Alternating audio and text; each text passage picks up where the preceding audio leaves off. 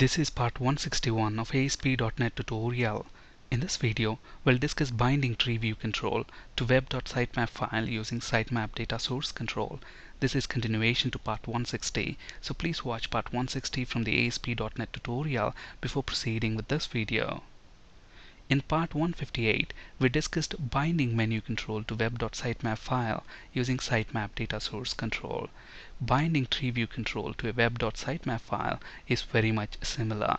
Let's understand this with an example. So if we want to bind the treeview control to web.sitemap file, the first step is to add web.sitemap file. In part 158, we have already added the web.sitemap file. So this is the project that we have been working with in the previous sessions of this video series, and this is the web.sitemap file that we have added in part 158. So that's the first step. And the second step is to drag and drop sitemap data source control. At the moment, if you look at this web form 14, we have a treeview control here, but then at the moment this is being bound to an XML file using XML data source control.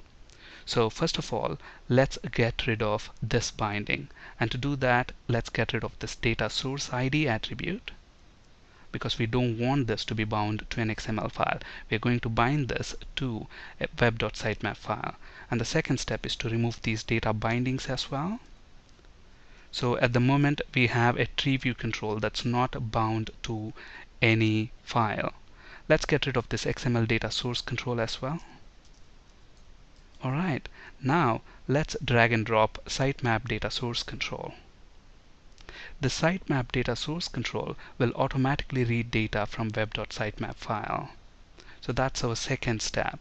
And the third step is to associate the treeview control with sitemap data source control using data source ID attribute of the treeview control.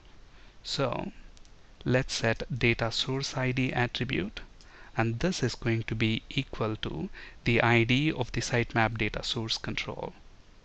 That's it, we are done. Let's go ahead and run this now. So treeview control should be reading its data from web.sitemap file now.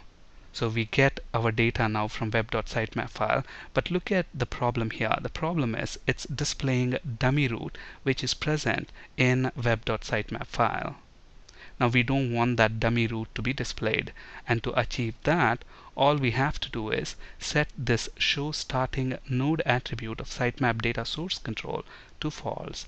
So let's go ahead and do that.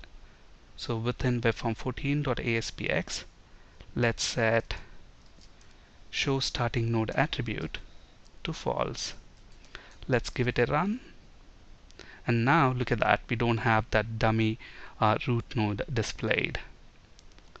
And now when we click on any of the items here, look at that, I'm going to click on upload resume. So upload resume is opened in the same window, but we don't want that. Let's say when we click on the link in a treeview control, we want that target page to be opened in a new window. If that's the case, all we need to do is set the target attribute of the treeview control to _blank. Let's go ahead and do that. So target equals _blank. Let's give it a run. So let's click on upload resume. Look at that, the page is now opened in a new window, and we have our original page here.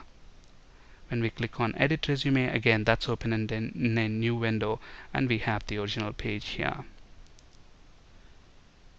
That's it for today. Thank you for listening. Have a great day.